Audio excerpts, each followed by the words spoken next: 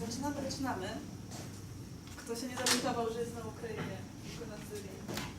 Ten się nie zorientował, może jeszcze do nas połączę. Czy mnie słychać, czy ja... Nie. Musisz bliżej. Nie, bo myślałam, że bez mikrofonu. Nie. Rozumiem, że to jest niemożliwe. Witam Państwa serdecznie na spotkaniu z cyklu Tutaj mieszkamy, tu mieszkamy właściwie. I dzisiaj rozmawiamy z mieszkającymi w Polsce Syryjczykami. I jest mała niespodzianka dla Państwa, zamiast jednego gościa będzie dwóch gości. I najpierw zaproszę Wasima, żeby z nami usiadł.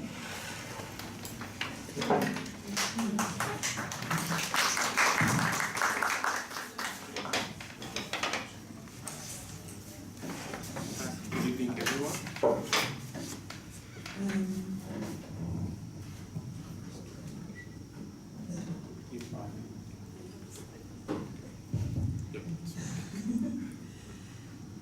Wasim Abu Hassan jest dziennikarzem z Syrii. Wyjechał z Syrii 2 lata temu i od tego czasu mieszka trochę w Polsce, jeździ też za granicę, nadal publikuje teksty. Uczy się też trochę polskiego, ale nie dużo na razie. I Wasim, moje pierwsze pytanie jest, dlaczego Polska? Jak się znalazłeś w Polsce?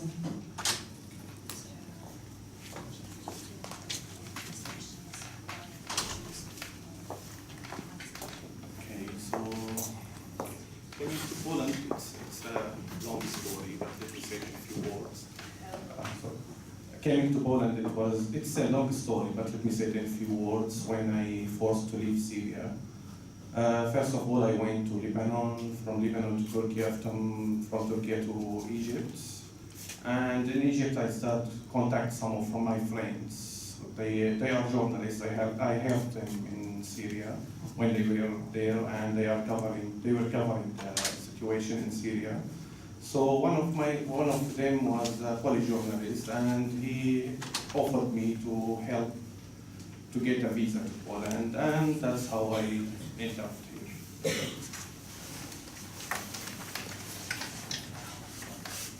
To, jak znalazłam się w Polsce, to jest dosyć długa historia, postaram się opowiedzieć w miarę krótko. Byłem zmuszony do opuszczenia Syrii. Z Syrii wyjechałam do Libanu, byłam potem w Turcji, w Egipcie, a tam skontaktowałem się z moimi przyjaciółmi, którzy są dziennikarzami, pisali o sytuacji w Syrii. Jeden z nich był Polakiem i właśnie on pomógł mi zdobyć wizę do Polski. I jakie w tej Polsce masz doświadczenia? Okay, so Poland for me it was a new country. Let me say it's different than my country. It's new culture, it's new in everything. Let me say the first thing which I want to learn and I start to learn here is following the Polish rules, how to live in Poland. As I said, it's different than my culture, different than living in my country. You have let me say, specific rules in everything. It's like, I was surprised when I found that you have some kind of tax rules that we don't have it in my country. Or let me say, we have it, but in a different way. It's easier than here. We just have to say to someone that we earn that much and we have to pay that much. It's here different. The education system, everything was, for me, it's new here, and I'm still learning. Also because I'm working as a journalist, I spend most of my time abroad. So let me say, I don't know that much about Poland, but I'm happy that I'm here and I'm trying to learn much more about it.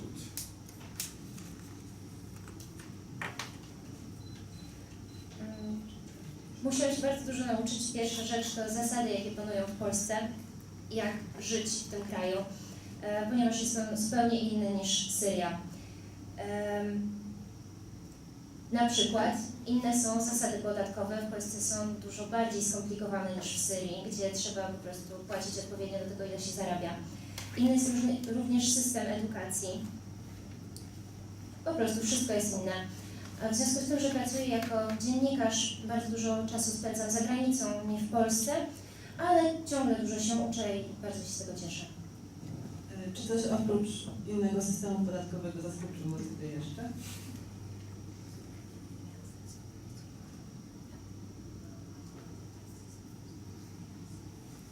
Actually, as I say, that's following rules. It's the most important things here in Poland. Maybe it's for you, it's normal thing, but for someone coming from Middle East, it's different for us. You know, that's as I said, it looks small thing, but for me, as crossing the road from specific place, it's a new thing for me. That's we used to cross the road from wherever we want. And things like this, as I said, it's small thing for you, but it's big for me. Mam wrażenie, że w Polsce najważniejsze jest to, żeby dostosować się do panujących zasad. Dla osoby, która pochodzi z Bliskiego Wschodu, jest to zupełnie inne. Chodzi tutaj o małe rzeczy, być może wy ich nie odczuwacie. Na przykład przechodzenie na przejściach dla pieszych. My przechodzimy tam, gdzie chcemy, a tutaj trzeba dostosować się do zasad. Czy są jakieś rzeczy, które Polacy powinni wiedzieć o kulturze Syrii?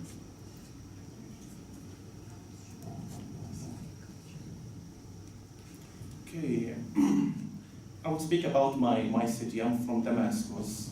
So, according to the history, Damascus is the oldest known city in the world. You know, it's since 7,000 years, and because of that, we have a lot of different culture. We have different of.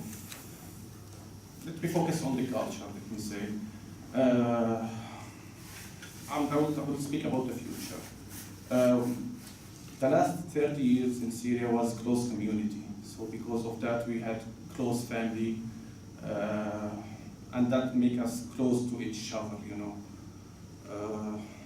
What else? Okay. Okay. I'm speaking about the future of Syria, the last 30 years. Yeah, so it was, about the last 30 years, it was close community in Syria. Because it was like some communism time. Yeah. Pochodzę z Damaszku. Według źródeł historycznych jest to najstarsze miasto na świecie. Ma 7000 lat. Mieszały się w nim różne kultury i właśnie na kulturze chciałbym się skupić. Przez ostatnie 30 lat w Syrii ludzie żyli blisko siebie, bo syryjska kultura była blisko, był to czas. It was communism time. Komunizmu. Also because as I said, Damascus is one of the oldest city. It's the oldest city in the world. We have in Syria the oldest church in the world. That's what we know about it. One of the oldest mosques in the world, and also we have the Jewish temples in Syria. And we used to live all together as families, you know, because as I said, it was a close community. Myślę, że jest zamkniętą. Nie blisko, ale też żeby była zamknięta.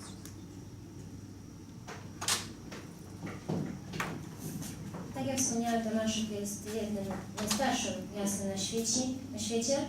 Znajduje się tam najstarszy na świecie kościół,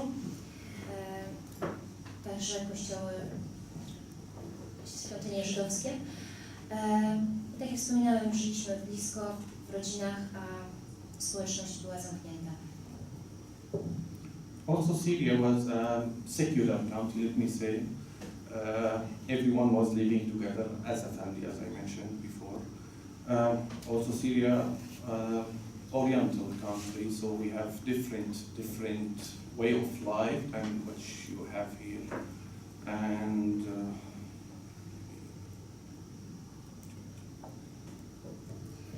Syria była państwem świeckim.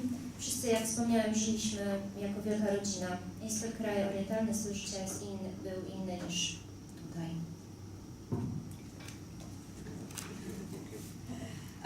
Pytam o to nie bez powodu, bo wydaje mi się, że my w Polsce mało wiemy tak naprawdę naprawdę o Syrii i o jej kulturze, na przykład o tym, że właśnie istnieje, że Kościół syryjski jest najstarszym kościołem, jaki istnieje na świecie. I poprosiliśmy też Wasima o to, żeby przygotował dzisiaj, wybrał dla nas muzykę syryjską, którą uważa, że reprezentuje jego kraj. Mi się od razu zapytałam, czy do tego można tańczyć taniec brzucha, bo z tym mi się kojarzy arabska muzyka. Jak się okazało, nie, do tego jest inny taniec. Ale to może też Wasim opowie sam o tej muzyce. Czemu akurat tą muzykę wybrał i co to jest za muzyka?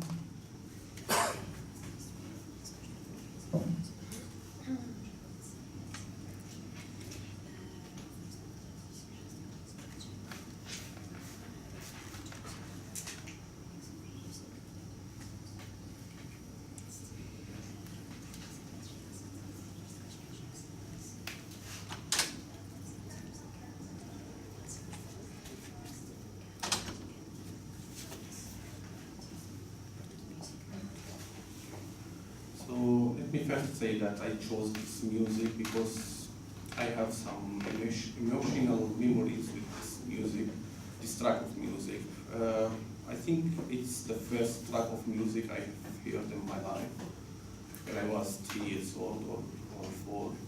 And I grown up hearing this music because it's very traditional. And we used to use it in the weddings, especially in Damascus. We use this music. There's no wedding without this music in Damascus, you know. And there's a special way to dance on this music. And what else? We don't know how old is this music. We don't know who's the creator of this music, but we keep listening it, and it's part of our traditionals, you know.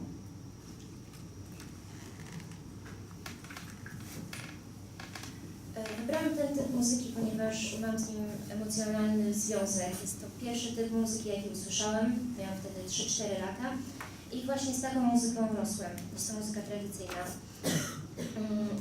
Bez tego typu muzyki nie może odbyć się żadne wesele, zwłaszcza w Damaszku. Jest też do niej specjalny taniec. Nie wiadomo, jak bardzo jest to stara muzyka, nie kto ją stworzył, jednak jest tradycyjna i słucha się do dziś. I chciałabym, żeby Państwo teraz tej muzyki posłuchali. I hasło jest Igor włącz. Igor włącz.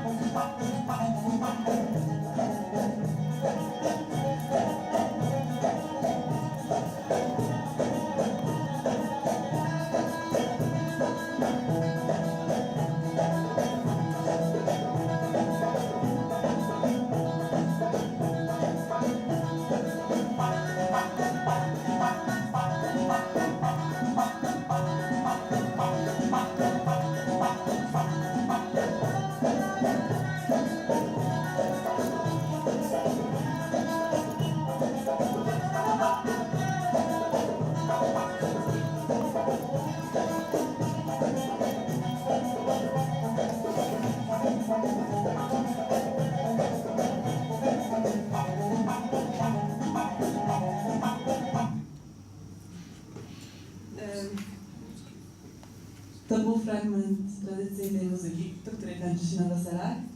Wybrał ją na nas Wasim. A teraz szybka zmiana na drugiego gościa, którym jest Ferasem Daboulem. Zapraszam. Do Wasima jeszcze Państwo już będą mieli pytania, to na sam koniec zrobimy krótką, dam Państwu czas, żeby zadawać pytania do obydwu naszych gości. Teraz zapraszam. To tylko przydało się, chyba Państwo chcą pytać Pan Wasim, nie? Nie, zrobimy na koniec dla Was obydwojga. Czas na odpowiedzi na pytania. Ferasem Daboulem w Polsce od 2 lat. Brakuje Ci tej muzyki?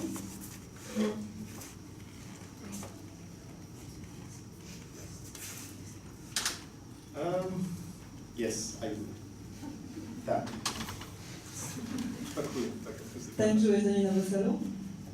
Ja nie, bo ja nie bardzo lubię tańczyć. Naprawdę. A wtedy cała na weselu? Czy była grana na weselu? Czy była grana na weselu? Well, most of the weddings, yes. I'll be honest with you, especially in Damascus. Of course, in other cities, At yours? sometimes. Yeah, I'm from Damascus as well, so Okay. I heard it quite a lot. Przepraszam. Oczywiście w Damaszku grają taką muzykę na weselach. Na moim weselu również była ona grana, ponieważ pochodzę z Damaszku. Czy jest jeszcze coś, czego Ci brakuje w Polsce?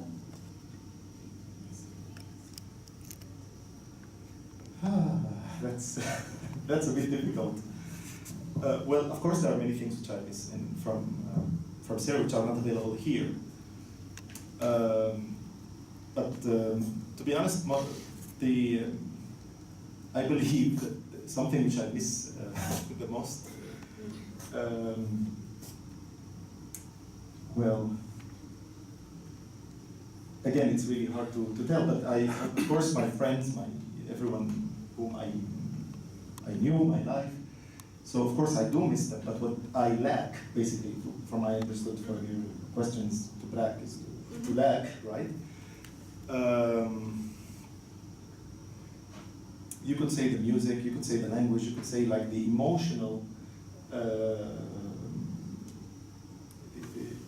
the emotional part of practicing your own language, correct? Or this closeness. Or how close people were together, right? So here it's slightly different, yet I do have a lot of friends, and they're very nice and very helpful. But yeah, that warmth of the East Mediterranean, the Middle East, is a bit missing. Yet it's fine in Poland. I like it, to be honest with you. To bardzo trudne pytanie. Oczywiście brakuje mi dużo rzeczy, które są niedostępne w Polsce, ale tak szczerze myślę, że brakuje mi moich przyjaciół i mojego życia. Ale brakuje mi także języka, muzyki, całej tej warstwy emocjonalnej, która powiązana jest z używaniem swojego języka. Brakuje mi także bliskości między ludźmi, ponieważ w Polsce jest inaczej. Oczywiście mam tutaj przyjaciół, są bardzo mili i pomocni, jednak brakuje mi takiego ciepła, którego zaznałem na Bliskim Wschodzie. May I add something? Of Of course, here you have to set in advance, let's say, an appointment and so on. I miss this spontaneous kind of annoying part of our life in the Middle East, where, you know, I would be passing by your place and I would give you a call. What are you doing? I'm at home. Okay, so I'm coming up. You know, I don't have time for you or something. No. I'll come up and then you'll be like, oh my God, he came and so on. So this kind of annoying part of our lives, if I may say, because of course if we were to plan your life, maybe you're doing things, maybe you would like to have some own privacy. Still, it has its own taste, its own flavor.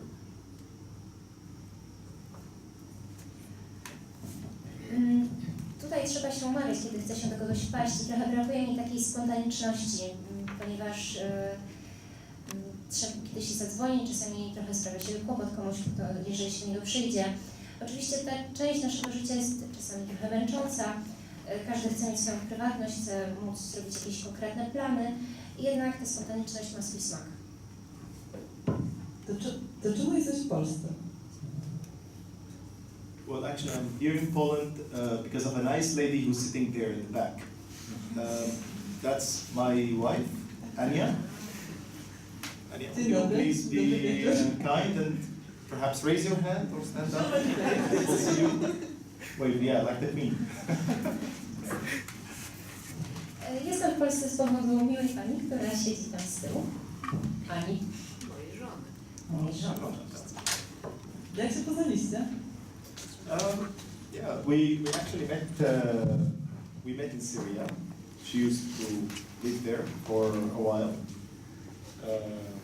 Yeah, she used to teach at a couple of universities in Syria. They're not one, they're not two, they're more.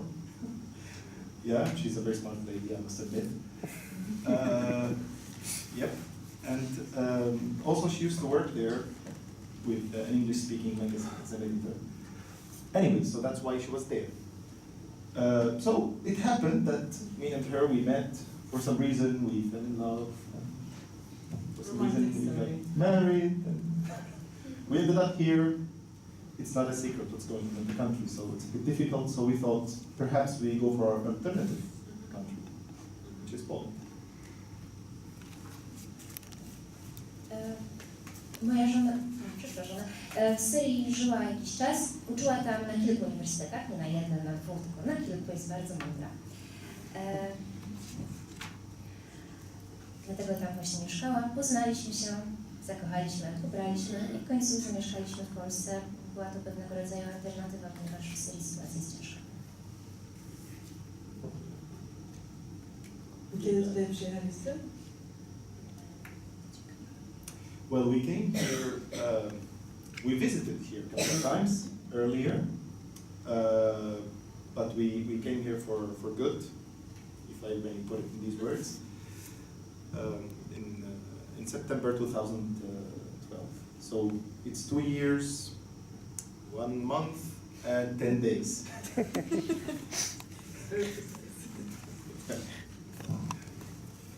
Kilka razy byliśmy w Polsce w podróży, jednak tak na dobre.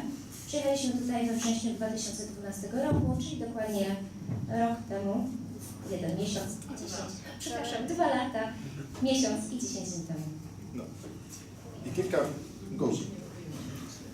Ferasem, mówisz, że wszystko rozumiesz po polsku i mówisz po polsku. No, tak sobie, taki nie bardzo dobry jeszcze, ale Trudno się było nauczyć? jeszcze buduję mój polski język. Taki kamień na kamień. Tak, gdzie mogę mówić. Czy trudno było się nauczyć? Czy trudno? Też tutaj jest moja nauczycielka języka polski. Ona też siada tam, taki blisko moja żona. Nie jest to żona. No, ona, she teaches me at PAH, at the Polska Akta Humanitarna. I signed up there, and it happened that I am being taught by this nice lady as well. Zapisałam się do Polskiej Akcji Humanitarnej i tak się złożyło, że tam zaczęłam się uczyć pani języka polskiego. Yeah, so I'm actually learning Polish. It's difficult, let me be honest with you, but I like it. I find it that it has this. It might sound weird, actually. It has this similarity in a way or another to Arabic from.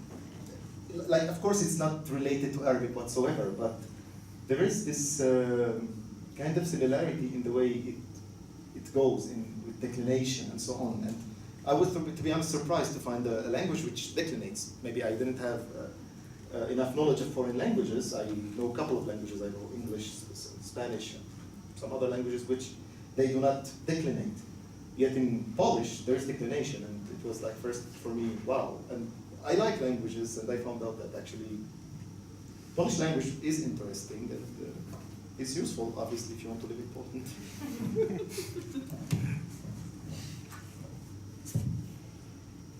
Uczę się polskiego, tak szczerze mówiąc jest to dosyć trudne, ale bardzo mi się podoba.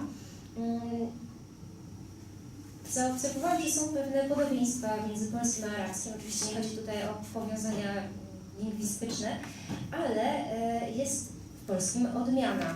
I byłem bardzo zdziwiony, że znalazłam jakiś inny język, w którym odmiana występuje. Znam jeszcze angielski, hiszpański, parę innych języków, ale byłem tym bardzo zdziwiony. Oczywiście polski jest językiem bardzo interesującym i potrzebnym, jeżeli chce się żyć w Polsce. Of course. Mówiłeś, że ćwiczysz polski z teściami.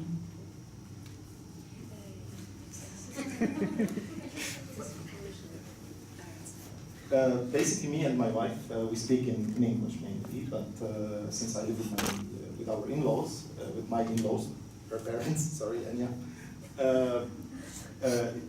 we are in a difficult situation basically because we used to have a life in Syria which was kind of, let's say, developed. It was we had good life, which was better than what we are having at the moment, but hopefully it's getting better anyways, right? So anyways, we have to live with my in-laws, and my in-laws do not speak English or any other language which I know. So I have to communicate with them with Polish. So via Polish, I managed to, via this channel of communication, sorry, I managed to build my Polish in a more rapid way, let's say. So that's why I speak this way. Żona i ja mówimy rozmawiamy między sobą po angielsku, ale obecnie mieszkamy z teściami. Jest to dosyć trudna sytuacja. W Syrii mieliśmy życie troszkę inne, lepsze niż to, co mamy teraz. Mam nadzieję, że to się zmieni. W każdym razie teściowie nie mówią po angielsku ani w żadnym innym języku, który znam, więc porozumieją się z nimi po polsku i w ten sposób uczy się języka. Of course, with the help of my teacher, so. Oczywiście pomaga mi w tym moja nauczycielka. W Syrii pracowałeś jako tłumacz przy UNHCR, przy Wysokim Komisarzu do Spraw Uchodźców. W Polsce uczysz arabskiego i studiujesz. Co jeszcze, tak jak wspomniałeś, to jest duża zmiana w Twoim życiu. Jakie jeszcze zmiany przyszły razem z przeniesieniem się do Polski?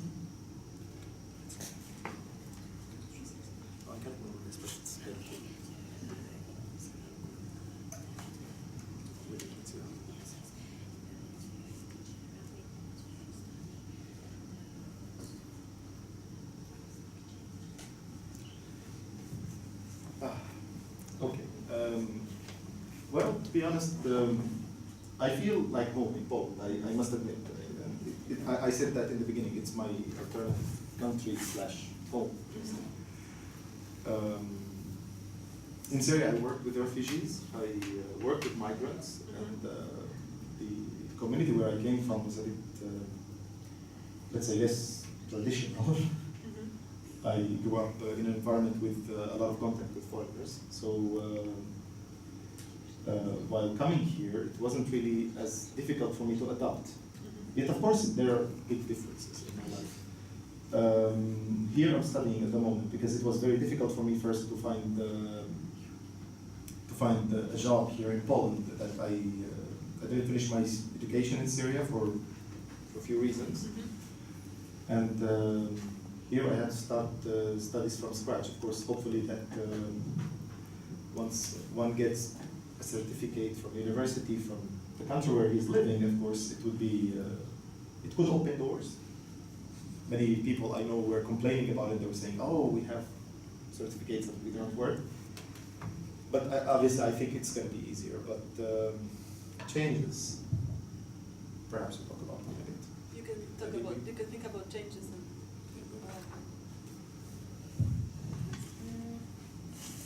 Szczerze mówiąc, Polska jest dla mnie jak dom. I tak jak wspomniałam, jest to mój drugi alternatywny kraj w domu. W Syrii pracowałem z uchodźcami i migrantami, więc pochodziłem z nie do końca tradycyjnej wspólnoty. Miałem dużo kontaktów z obcokrajowcami, więc w tym sensie łatwiej było mi się tutaj zaadaptować. Jednak ciężko po pierwsze było znaleźć pracę. Skończyłem studia w Syrii, jednak tutaj musiałem zacząć od zera, ponieważ syryjskie dyplomy nie zawsze otwierają drzwi. Ale teraz będzie łatwiej.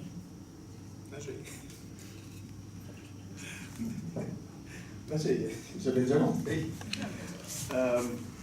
All in all, of course, like those changes were kind of in the way of life and let's say how the society functions here. It's not totally west here, but it's not east, so it is a specific country.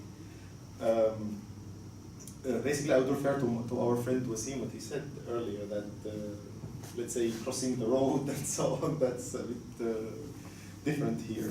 Thank God I was never caught by policemen crossing illegally. Yeah, rules are a bit different here. Here I found out that actually there are more, there's more organizational form of, let's say, okay, like life here is more organized from the economical aspect and so on. You have to pay taxes for everything. In Syria, to be honest, it was almost that you do not feel it. It's almost not there. That is something. Yet I'm not really affected with it that much since I'm studying still. Yeah, but I had, despite the fact that I felt that I don't really need to adapt, I didn't need to have this hard experience of adaptation to the Polish society, but still it is a bit specific sometimes that you have to be careful what to say, careful how to approach people, even the accent you speak with. I'll give an example. For instance, for us in Syria, we speak loud. And sometimes we might sound impulsive. Actually, we're just having a nice chat, and it's like, also we gesture a lot. Like, as you can see now, I use my hands quite a lot. Yeah, so we do, sometimes it's uncomfortable for people to listen to me talking to my brother who's also here in Poland, let's say in the tram, right? So we are talking and we're having this kind of discussion about why our hummus was not as tasty. So then he's like telling me, no man, but it's good, la la la. And then people look at us, what the heck are those people talking about? Sorry, it was long.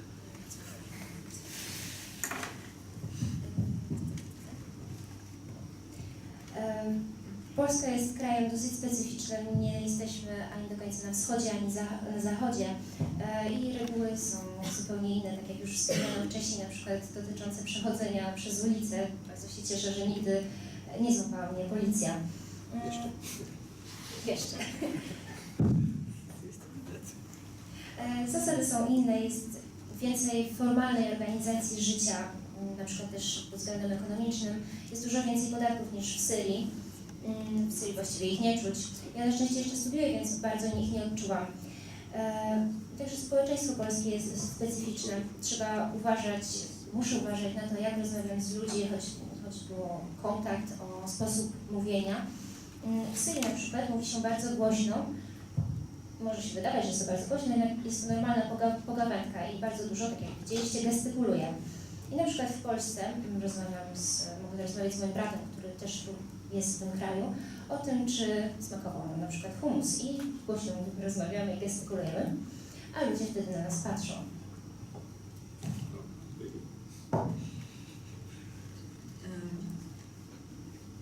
Teraz mówisz, że zapytałam o kulturalne różnice, więc tak, rzeczywiście to jest bardzo śródziemnomorski styl z tą gestykulacją i z takim głośnym zachowaniem się. A czy widzisz jakieś inne kulturalne różnice, które może ułatwiają albo utrudniają Ci życie w Polsce?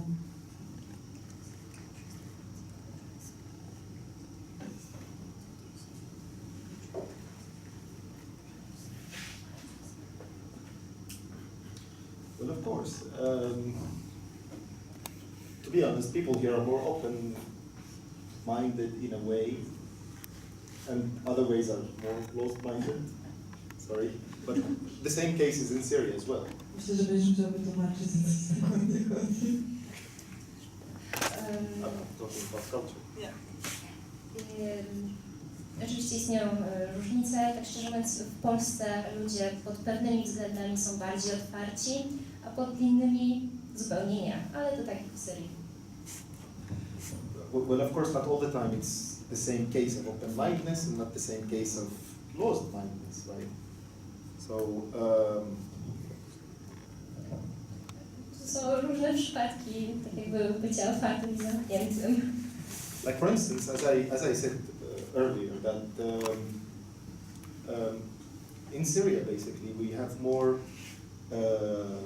It is stronger to have the shame. Okay, that I didn't say earlier, but let me stick to the earlier thing. In Syria, we have this kind of annoying thing, which is also war, right? That we are immediately open for guests. Let's say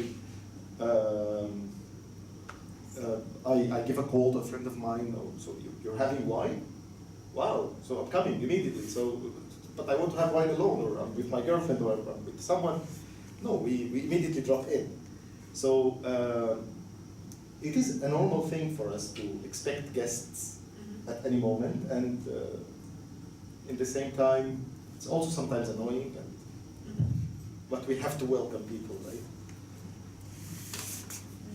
W Syrii na przykład jesteśmy bardzo otwarci na gości. Wystarczy, że zadzwonię do kolegi, zapytam, o masz wino i od razu wpadam. I w naszym kraju jest to normalne, że cały czas tych gości oczekujemy. Yeah, so here, of course, it's a bit different. Obviously, everybody from Poland in this hall know that it's slightly different. Of course, there might be exceptions. So that's one difference, right? On the other hand, let's talk a bit about similarities. People in Syria are as emotional, as religiously emotional as in Poland. Well, not everyone, of course, but here in Poland I noticed that people, it really matters for them, let's say, in the church, what the priest would say, and so on, as well as in Syria, in any taken religion in the country. Tu w Polsce, jak zapewne wszyscy zebrani wiedzą, odnośnie do gości jest trochę inaczej. Oczywiście są też wyjątki, to taka jedna różnica. A z drugiej strony są także podobieństwa. Na przykład Syryjczycy i Polacy są tak samo religijnie przywiązani emocjonalnie do religii. Dla większości ważny jest Kościół, co mówi ksiądz, i to niezależnie od religii. A podobieństwa pomiędzy rodziną w Polsce a rodziną w Syrii? Oh. I różnice. No, of course. Like, well, families in Syria, if you have watched the movie My Big Fat Greek Wedding, it's similar to that in a way. That you have a lot of cousins and so on and so forth. Of course, it depends on the family. In the countrysides and so on, it's kind of bigger. In the city and the urban centers in general, it's kind of smaller. Yet, it's bigger than the norm in Poland. My family, specifically, they're kind of small, let's say. It's a small family. That it's my parents and 3 brothers, basically. So we're not as many. So we're kind of the norm, let's say, in Poland. Correct me if I'm wrong. Yes. Yeah. I understood that here in the countryside also you have bigger families and so on, but we have more dependency within the family. We have like this dependency relation because we don't have, let's say, the insurance system, which is, well, there is kind of an insurance system, but it doesn't function as it functions here. Maybe it's not the best here yet, but it doesn't function as it functions here. Co się tyczy rodziny w Syrii, jeżeli widzieliście film Moje wielkie greckie wesele, to w Syrii sytuacja jest podobna. Jest dużo kuzynów, rodziny są duże. Oczywiście to zależy od przypadku i generalnie na wsi rodziny są większe, a w miastach mniejsze. Ale ogólnie rzecz biorąc są i tak większe niż w Polsce. Na przykład moja rodzina jest dosyć mała, ponieważ są moi rodzice i moi trzej bracia. My 2 bracia. Jesteśmy 3. Pan jest trzeci. Okay. 2 bracia i trzeci. Więc zbliżamy się do takiej średniej rodziny polskiej. Ale z tego co zrozumiałam, w Polsce też rodziny na wsi są troszkę większe.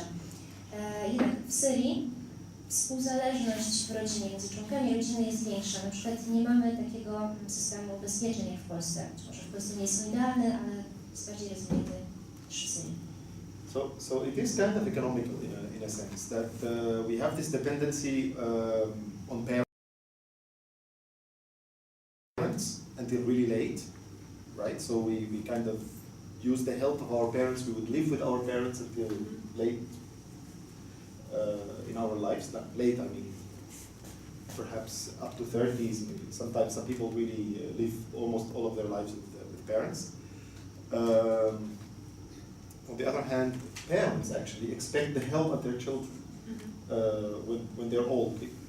Perhaps it's the case here in certain places, but the thing is that here you could depend on some social security system. In Syria, it actually does not exist. So you need to use the help of your kids. So you have this dependency in a way which has its emotional aspect after all. That you love your kids, of course, and they are helping you, and they love you, but it's also that they have to help you. So it's kind of both material and emotional at the same time. But it has bigger meaning in Syria because as I said, that since long ago, since the millennia, I think this system was not changed. So we still have this kind of, the head of the family is someone who we all respect and we all consult with in certain issues, and if this person would actually ask for, it's kind of like in South Italy. I don't mean the bad sense of it, the mafia kind of approach to life, but no, but really, it is important for Syria, especially in the countryside.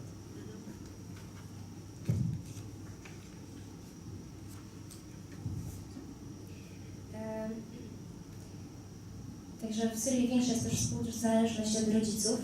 Zwykle długo żyjemy z rodzicami, liczymy na ich pomoc, czy późno, długo, to znaczy aż mniej więcej do 30 roku życia, ale niektórzy spędzają z rodzicami całe swoje życie.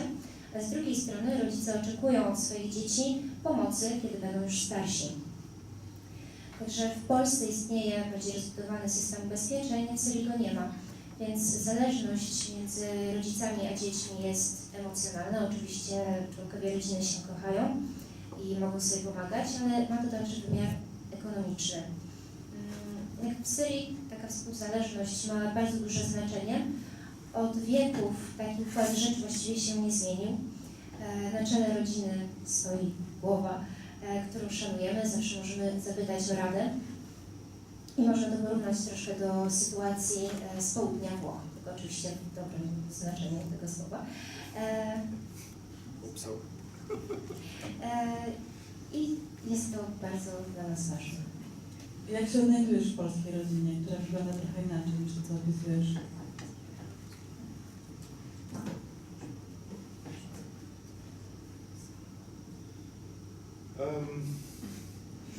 Well, no, it's nothing really that different from my family in particular, like, because my family, my mom and dad and my brothers, we didn't really live the traditional way. Even with their elders, they were not really on that strong, bound, let's say, with dependency and so on. Of course, they were helping each other. But it wasn't that and this is something which I wanted to talk about as well, which is very important in the Syrian culture, the taboo and shame circle. That sometimes you have the,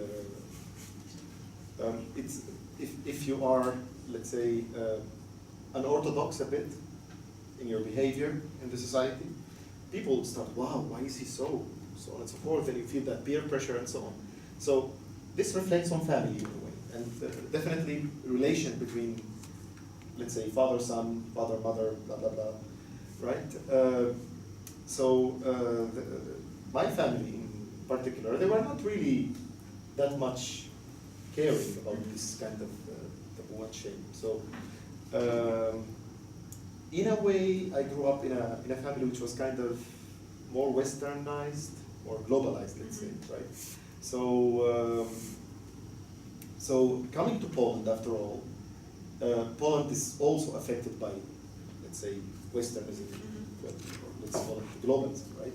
So we, in general, families in Poland are like this, but my family in particular, they are, I don't know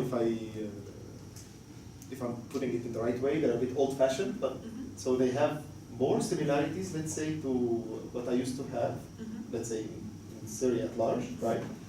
On the other hand, they're very similar to my own family, to be honest. But we have this kind of, because you feel the warmth of the Syrian family. Maybe it's just the case with my parents-in-law, but I believe actually it could be actually the entire Polish society. I haven't asked my parents how their relations with their parents, but I believe they have similar experiences.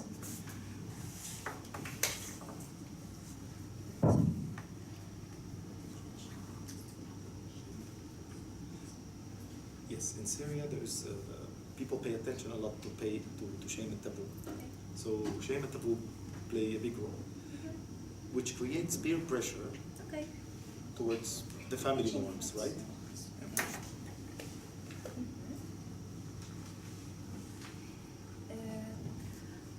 Cóż, moja sytuacja rodzinna w Polsce aktualna nie jest tak różna od tej w Syrii. Tak naprawdę moi rodzice i bracia nie żyliśmy w bardzo tradycyjny sposób. Moja rodzina już nazywała przywagi do tabu i wstydu. Oczywiście pomagaliśmy sobie, byliśmy blisko. Jednak jeżeli członek rodziny żyje w sposób bardzo ortodoksyjny, to wtedy społeczeństwo, otoczenie wywiera na niego presję i to wpływa na relacje, które tworzą się między członkami rodziny. A moja rodzina nie przywiązywała zbyt wielkiej wagi do tabu i można powiedzieć, że żyła w sposób dość zachodni i zglobalizowany. Oczywiście globalizacja, tak samo dotknęła także Polska. I moja rodzina w Polsce jest podobna dość do mojej rodziny syryjskiej. Czuję od niej ciepło. Nie pytałem wszystkich moich znajomych, czy też tak mają, ale chyba tak, więc można powiedzieć, że tak jest ogólnie w Polsce. Ta najbliższa rodzina Ferasa wyjechała z Syrii. Firas wspomniał, że jego brat jest w Polsce. Jego rodzice z młodszym bratem są w Niemczech. Rodzice i młodsi. Tak. Myślałem, że trzy. Nie ma trzy, jesteśmy trzy. Rodzice i najmłodszy brat są w Niemczech. I tak jak Firas już powiedział na początku, to nie sekret, wszyscy wiedzą, co się dzieje w Syrii.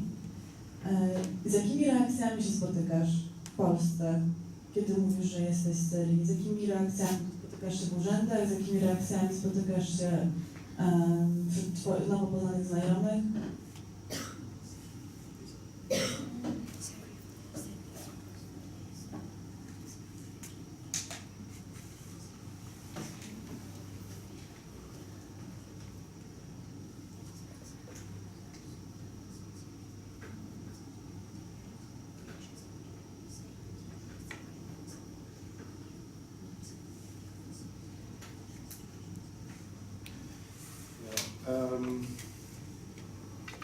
Well, to be honest, in general, I sense sympathy.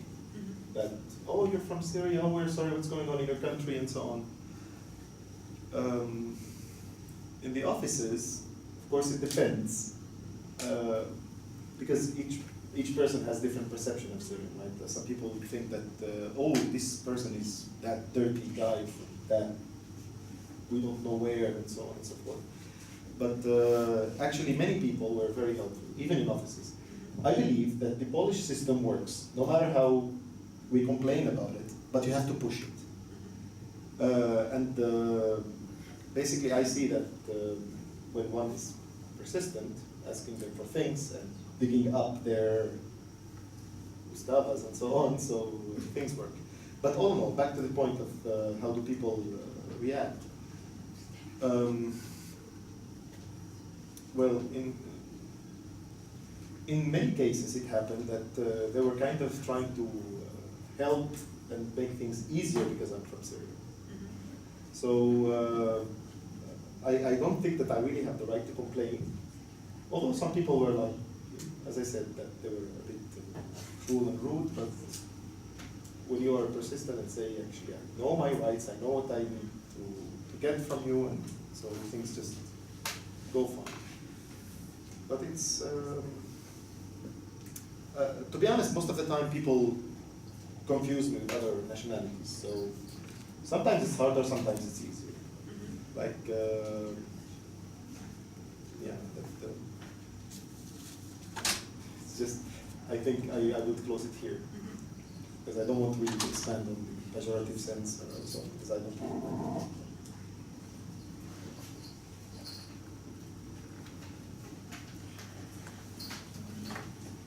Szczerze, najczęściej spotykam się z reakcjami sympatycznymi. Często ludzie pytają, jesteś z Syrii, co dzieje się w twoim kraju. W urzędach bywa różnie, ludzie mają różne podejście. Niektórzy patrzą na mnie jak na tego nieznajomego, który przybywa z jakiegoś dziwnego kraju, a inni są pomocni. Tak myślę, że polski system, pomimo tego, że na niego narzekamy, tak naprawdę działa. Trzeba się czasem tylko postarać. Ale wracając do reakcji, najczęściej ludzie chcą mi pomóc, ułatwić sprawy, kiedy dowiadują się, że jestem z Syrii. Także szczerze mówiąc nie mogę się skarżyć, chociaż niektórzy byli niemili, ale trzeba znać swoje prawa i dążyć do swojego. Często zdarza się także, że ludzie mylą mnie z osobami z innych krajów. Czasami jest mi łatwo, czasami trudno, ale na tym zakończę, bo nie chcę skupiać się na sprawach negatywnych. Powiedziałeś, że czasami Polacy mylą narodowości. I mam to samo pytanie do Ciebie, które miałam do Wasima. Co Twoim zdaniem Polacy powinni wiedzieć o Syrii, o ich kulturze, o ich tradycjach?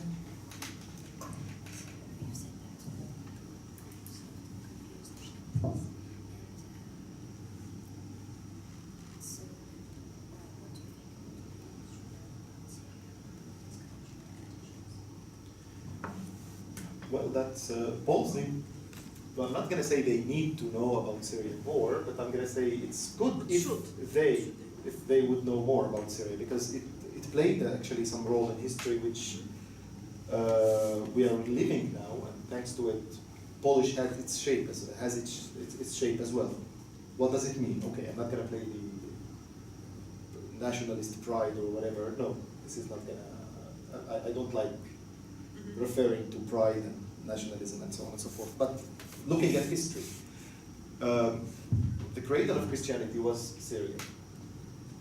And because thanks to those who were Christianized first in Syria, Christianity spread towards Poland at some point, right? Despite the fact that you would see it negative or positive, but it shaped a certain reality. Perhaps in Poland they should actually learn more, since many Poles are interested in religion. Maybe they need to learn a bit about what effect of what role Syria played in the past. Like for instance, once I was on Global Educational Week in Łomża, I was introducing Syrian culture. So I wanted to kind of link the culture in a way. Perhaps you'd like to translate first. Yeah. In Łomża. Week.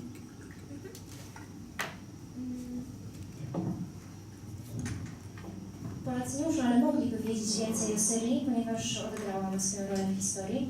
Nie chcę oczywiście tutaj popadać w nacjonalizm i jakąś przesadną dumę narodową, ale z punktu widzenia historii trzeba wspomnieć o tym, że Syria stworzyła chrześcijaństwo. Stamtąd ono rozprzestrzeniło się na inne regiony, też dotarło do Polski, co wywarło oczywiście swój wpływ na rzeczywistość. W związku z tym, że wielu Polaków interesuje się historią, jest to dla nich ważny temat, mogliby wiedzieć, zainteresować się tym, jaką rolę Syria odegrała w tej dziedzinie. with the Global Education Week. So, speaking of the Global Education Week, speaking of the Global Education Week, I kind of tried to find a common ground between Syria and Poland. So, I asked the kids that day, so how many popes were there from Poland? Yeah. Because we know in Womża maybe people are slightly more religious, let's say, than in Warsaw. That's at least what I noticed.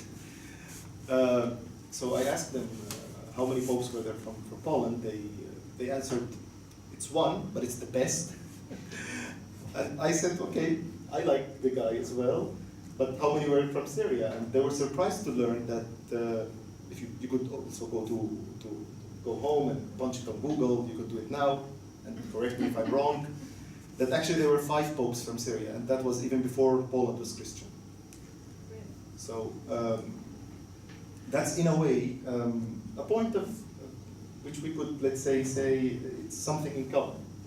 So we are in a way, there are certain similarities which are hidden.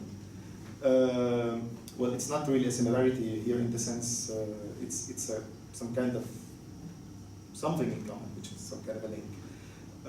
I also asked them, so in the Western civilization, well, it was not really asking. I told them that in Western civilization, maybe Renaissance played a big role in our reality right now, correct? And it was kind of referring back to the Roman Empire. Well, Syria was a part of the Roman Empire, and it played a big role there as well. We had, for instance, several emperors of Rome.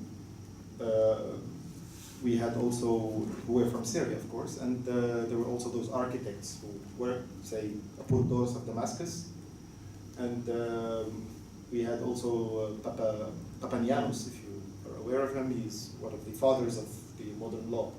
So those guys are Syrians, and they kind of shaped a certain reality which we have now, or not really shaped. They played a role in shaping it, like let's say Copernicus as well shaped a certain reality of our perception of the, let's say, cosmos right now. Correct. So we are all a part of a continuum in the civilization of human beings, right here on Earth. I'm not aware of extraterrestrials, but the point is that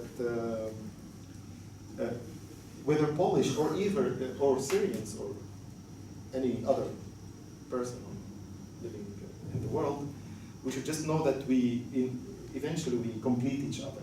So it's important to learn about an interesting place like Syria, which not everyone knows and not really aware of what it was or what is going on even right now.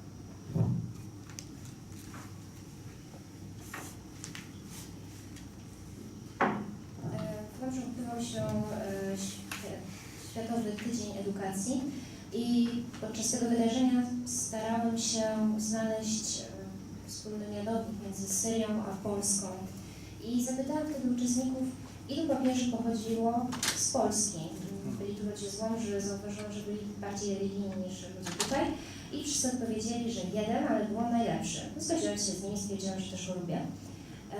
A później zapytałam ich, ilu papieży pochodziło z Syrii. Więc możecie teraz sprawdzić na smartfonach, albo jak wrócicie do domu, ilu ich było. A było ich 5. I aż 5 jeszcze przed tym, jak Polska przyjęła chrzest. Więc jest to pewien punkt wspólny między Polską a Syrią, pewne ukryte podobieństwo, powiązanie.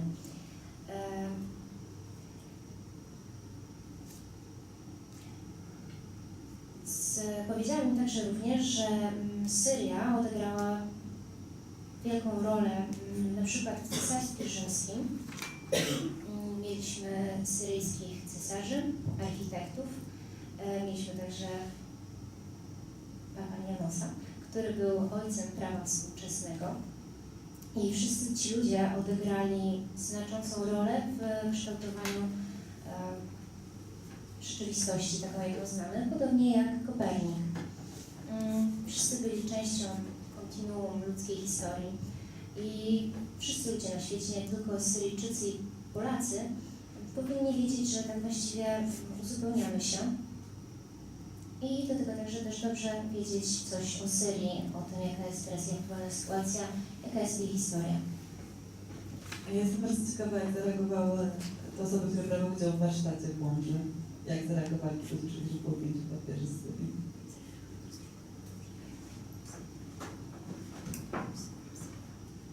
Well, they were really surprised.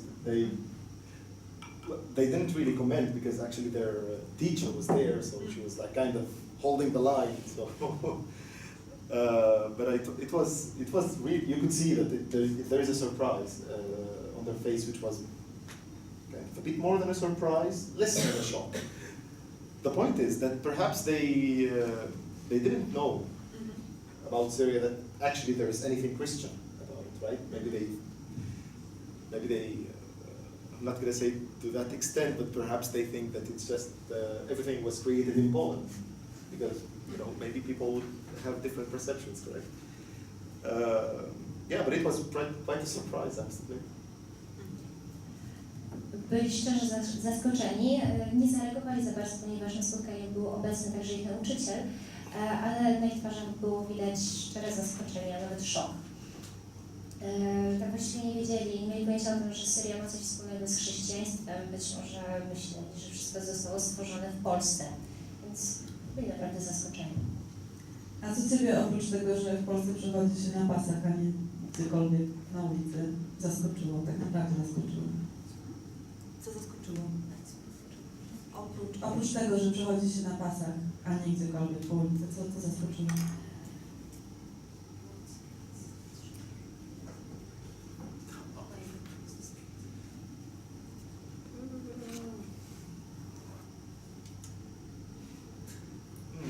Okay. No, of course not. There are many things which are nice about this country, but I might say nice. Surprising. Okay, people here drink a lot. I thought we drink a lot. Actually, people here drink way more. But it's not really a shock, but it's kind of a surprise, let's say that. And it's a bit more than I'm used to. Ludzie tutaj bardzo dużo piją. Myślałem, że my dużo pijemy, jednak to nic porównania z tym, co jest w Polsce i jest to więcej niż tylko jest przyzwyczajone. But actually, I am surprised that many people would talk negative about Poland, to be honest. They would kind of scare you off. Oh, Poland is not nice, and Poland people are closed, and I don't know what. But really, some people, I might not really get into details, but seriously, no. Poles are really, can be really open, but you need to kind of break the ice, but slowly, not really, not strongly, and let's say od razu, right?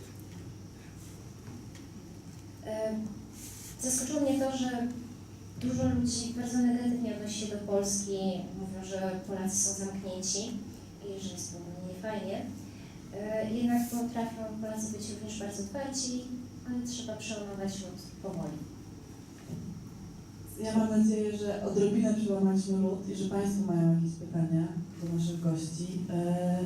I poproszę Wassima, żeby usiadł tutaj też, a ja dam Państwu mikrofon i to jest czas dla Państwa, żeby zadawać pytania.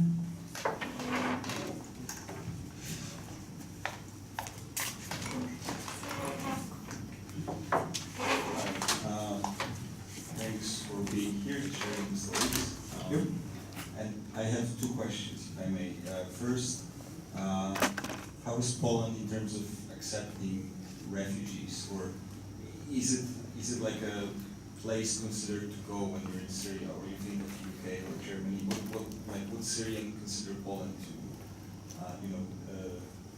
get away from the war or difficult situation? And is Poland like accepting and welcoming in terms of like legal and all the papers and so on? And second question, like in your personal opinion, how do you see the future of Syria in terms of politics and the situation that is there?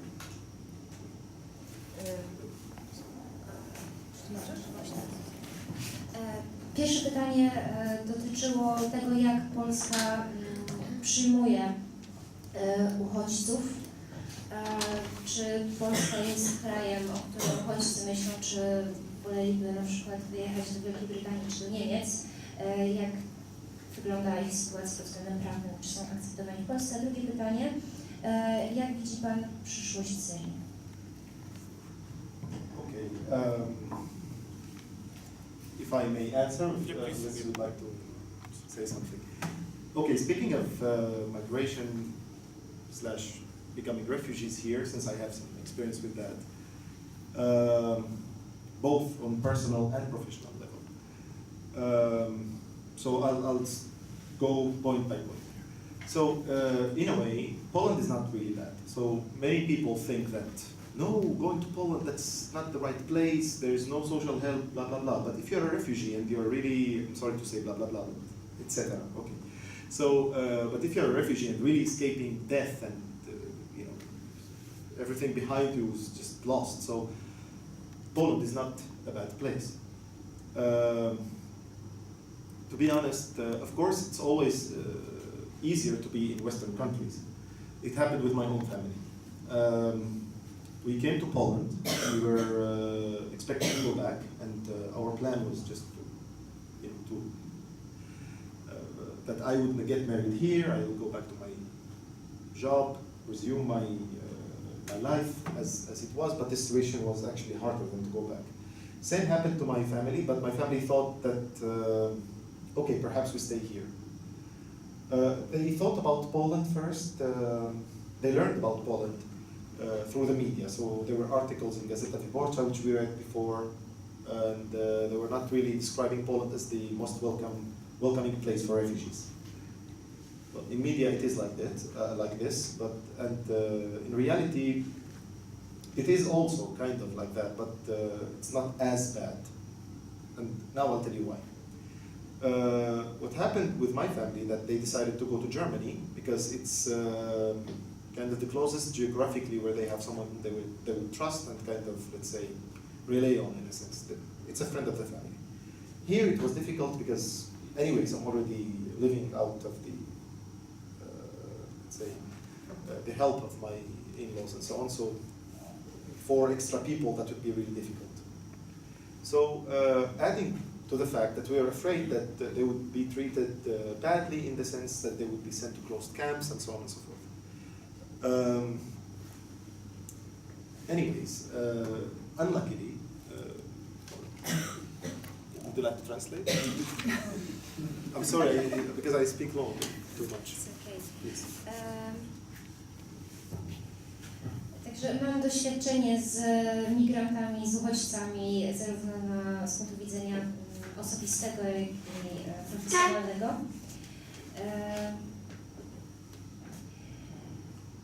Polska nie jest zła dla uchodźców, nie jest to najgorsze wyjście, choć wielu ludzi myśli, że jest, ponieważ nie ma takiej pomocy społecznej i tak dalej, jednak dla uchodźcy, który ucieka przed śmiercią, Polska wcale nie jest taka zła.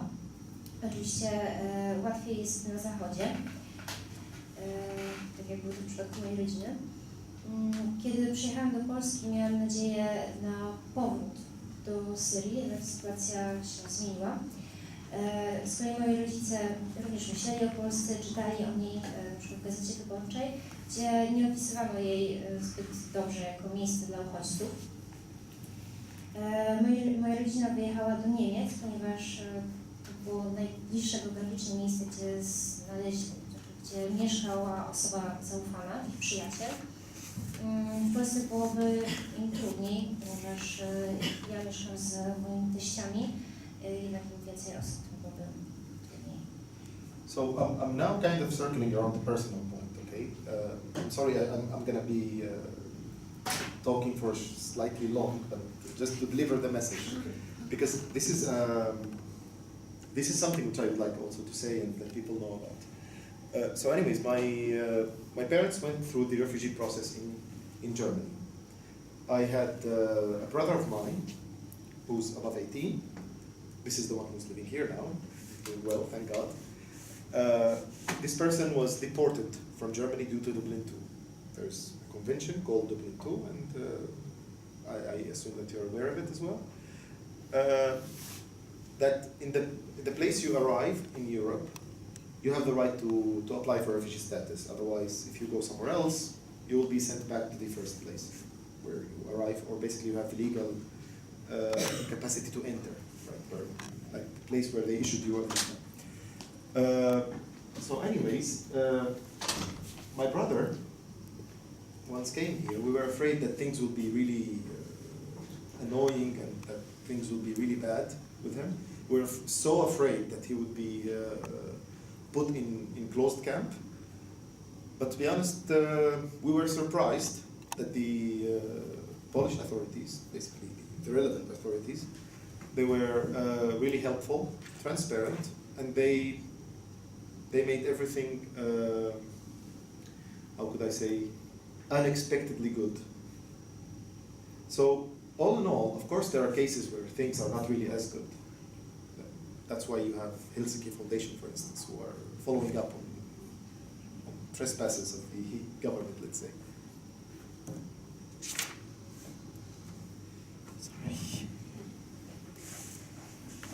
Tak, więc teraz skupiam się na tym bardziej osobistym aspekcie, jak jest to coś, o czym chciałabym powiedzieć.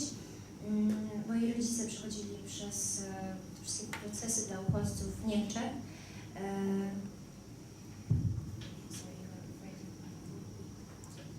No, my brother was deported back to Poland. Okay, from Germany. Mój brat, który miał powyżej 18 lat, został deportowany z Niemiec do Polski, ponieważ jest tak, że kiedy uchodźca dociera do Europy, musi starać się o status uchodźcy w tym kraju, do którego dotarł na początku. Jeżeli pojedzie gdzie indziej, zostanie deportowany do tego pierwszego kraju. I bardzo baliśmy się o to, że brat trafi do zamkniętego obozu, jednak nieoczekiwanie. Byliśmy bardzo zaskoczeni tym, że władze polskie bardzo nam pomogły i wszystko poszło nieoczekiwanie dobrze, jednak nie zawsze tak się dzieje.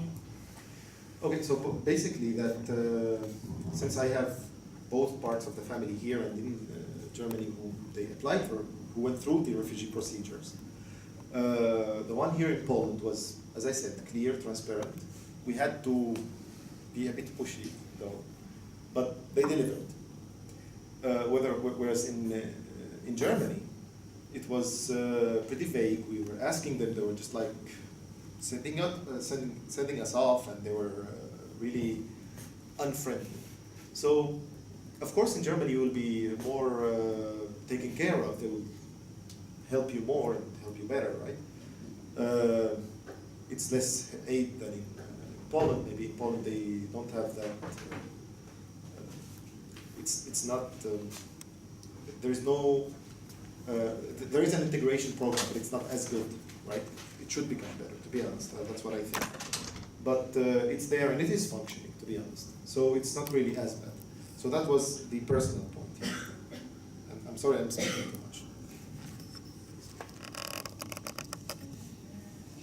Więc część mojej rodziny przechodziła przez ten proces przyjmowania uchodźców w Polsce, druga część w Niemczech. I chciałabym powiedzieć, że ten proces w Polsce był transparentny, pomimo tego, że trzeba było się troszkę natrudzić i naciskać na urzędników.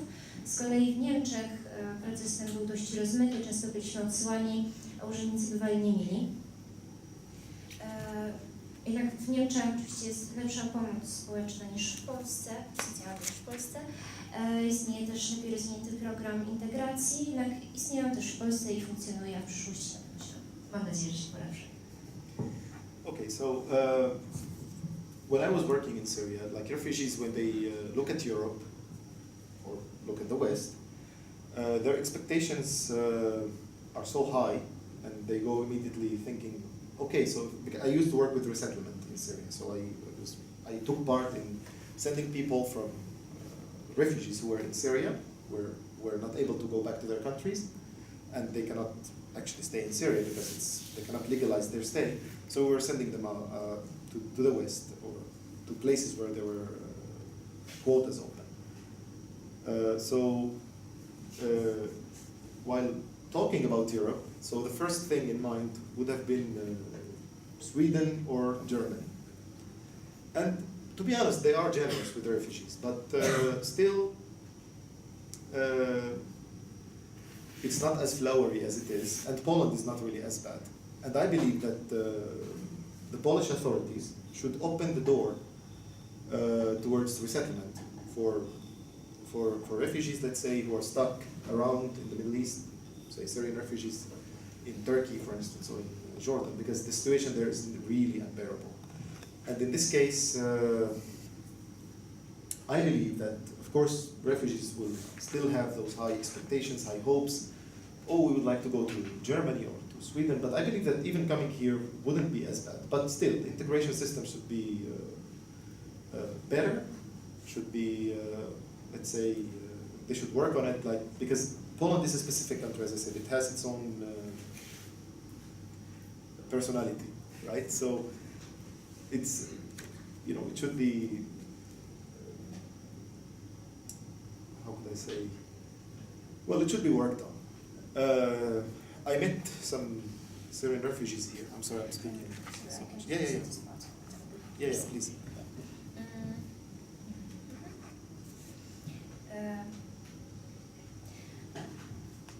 W Syrii pracowałam z uchodźcami i wszyscy oni, patrząc na kraje zachodnie, mieli bardzo wysokie oczekiwania. Byli to uchodźcy, którzy przebywali w Syrii, nie mogli wrócić do swoich państw, ale mogli też legalnie zostać w Syrii i mieli przeprowadzić się na zachód. I kiedy rozmawialiśmy o Europie, oni od razu myśleli o Szwecji i o Niemczech. To prawda, że te dwa państwa są bardzo hojne dla uchodźców, jednak trzeba podkreślić, że sytuacja w tych państwach nie jest aż tak różowa, a w Polsce dla uchodźców nie jest tak zła. Jednak uważam, że rząd polski powinien otworzyć te drzwi dla uchodźców, którzy dziś znajdują się na przykład w Turcji, w Jordanii czy innych państwach Bliskiego Wschodu, gdzie sytuacja jest naprawdę zła. Więc dzisiaj uchodźcy z optymizmem, z takimi nadziejami patrzą na państwa takie jak Niemcy czy Szwecja, jednak powinni brać pod uwagę także Polskę, bo nie jest tutaj tak źle. A rząd powinien wdrażać, rozwijać system integracji dla uchodźców, system dla uchodźców, ponieważ Polska jest krajem bardzo specyficznym i ma swoją osobowość. Anyways, I met with Syrians here, with some refugees and so on, and they are, of course, not happy with being here because they look at the West and they see that it's a bit more generous, to be honest. But to be honest, if you're not happy with what you have here, I don't believe that you're happy to go back to Syria either. So just do what you can to integrate. Do what you can, wherever you can, to become a part of the society. I know it's hard, but it should be done. And I believe also there should be more, I stress again, on a better integration program for refugees. For the future of Syria, I'm not really optimistic. That's what I could say. Unless Boni would like to add something. Maybe about the future of Syria, because the problem is now what's happening in Syria, it's not Syrian decision. Many countries playing in Syria now, and it's become international problem, you know. So because of that, it's hard to say what we expect for the future. Of course, it will become better, and it will become what we hoping now, that's to keep it united country, you know, because many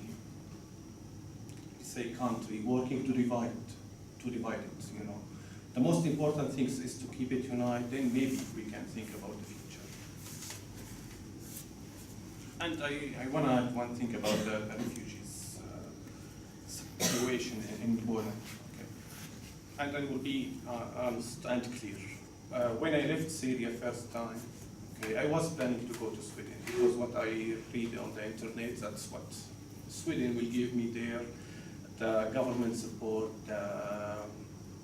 the health care there, the health insurance, things like this. But I'm thanking God every day that I'm here because I think the future will be for a country like this. It's a young country, it's a fresh country, and what I saw, according to what I read about the Polish history here, that's during what I saw also during the 25 years what you create in here, it's for me, it's a miracle. and I can tell about the future from what I saw here.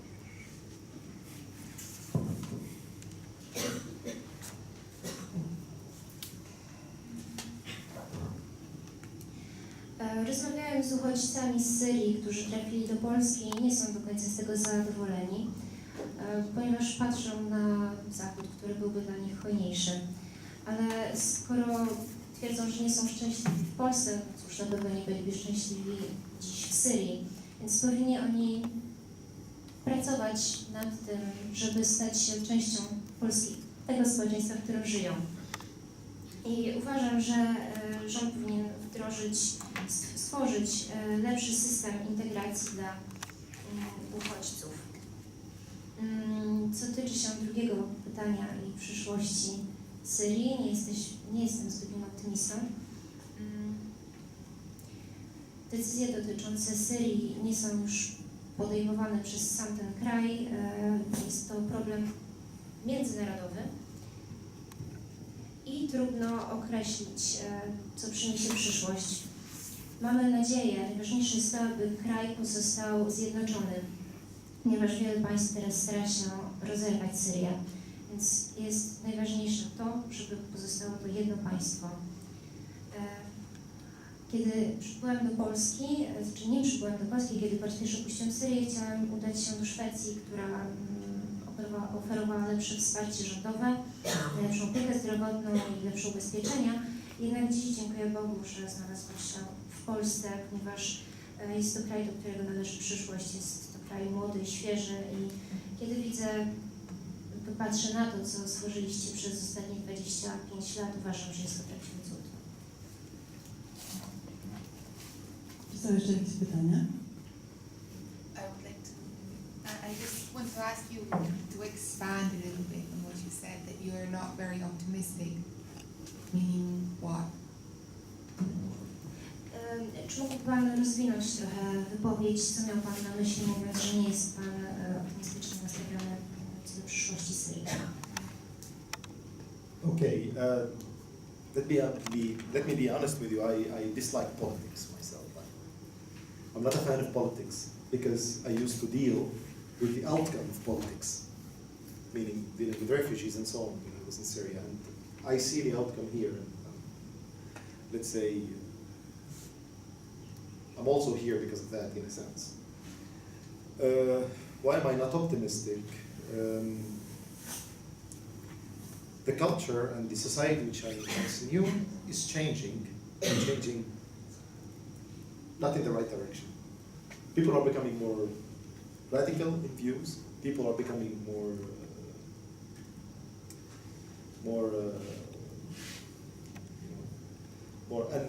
intolerant. They're not able to accept the others. And there's a very big wound, right? So there's a big wound in the heart of each Syrian right now. That in a way or another, even if you're not personally harmed, one of your beloved ones would have been harmed, and harmed badly. Like me myself, I lost several friends from both sides. So I see that the families of those people are not going to be as tolerant as they used to be, as happy to continue life with their fellow Syrians who now they consider the other and the alien to their perspectives and their way of life. So it is going in the wrong direction, unlucky. Yeah, so the harmony which we kind of once knew, or I'm not going to say harmony, let's call it this system, this structure which we used to function within. It's becoming worse, changing for the worse. So I'm just not optimistic, I'm sorry.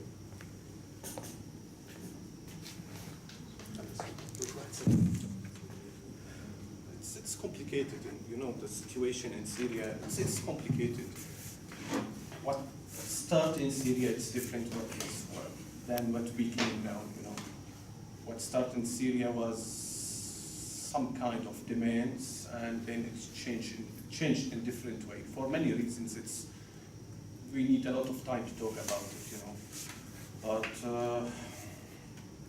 of course, everyone in Syria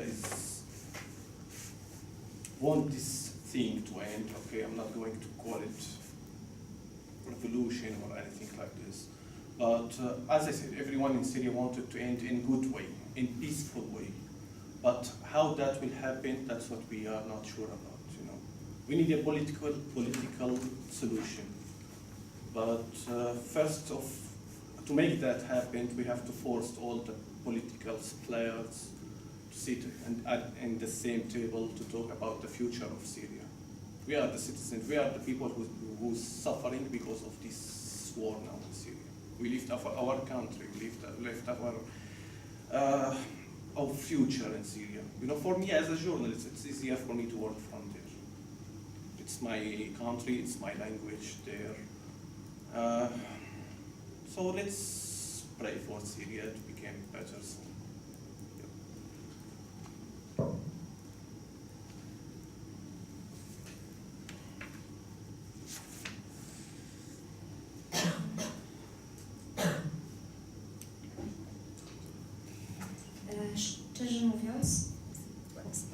Szczerze mówiąc, bardzo nie lubię polityków. Kiedyś musiałam pracować z ludźmi, którzy odczuwali na sobie wyniki polityki, ponieważ w Syrii pracowałam z uchodźcami. Z powodu polityki również ja znalazłam się gdzieś w Polsce. Dlaczego nie jestem optymistą? No cóż, społeczeństwo, które znałem, w którym żyłem, teraz się zmienia. Staje się bardziej radykalne, mniej tolerancyjne i w sercach wszystkich Syryjczyków możemy powiedzieć, że zaistniała rana. Nawet jeżeli ktoś nie został bezpośrednio dotknięty przez konflikt, dotknięci zostali jego bliscy. Sam straciłem kilku przyjaciół po obydwu stronach konfliktu. Rodziny osób, które w konflikcie ucierpiały, staną się zapewne mniej tolerancyjne, nie będą tak szczęśliwe i dobrze nastawione do życia i będą uważały część Syryjczyków nie za swoich braci, ale za wrogów. Także uważam, że społeczeństwo syryjskie idzie w złą stronę, a system staje się coraz gorszy. Sytuacja w Syrii staje się coraz bardziej skomplikowana, można o tym mówić bardzo długo. Dla wszystkich w Syrii najważniejsze jest to, aby ta sytuacja, nie chcę nazwać rewolucją, sytuacja zakończyła się najlepiej dobrze i w sposób pokojowy. Jednak nikt nie wie, jak do tego ma dojść. Potrzebujemy rozwiązań politycznych, jednak do tego politycy musieliby usiąść razem wokół stołu i wypracować rozwiązania. Dziś wszyscy ludzie w Syrii cierpią z powodu zaistniałej sytuacji, niektórzy muszą wyjechać. Ja na przykład jestem dziennikarzem, musiałam wyjechać, zostawić Syrię, mój kraj, mój język.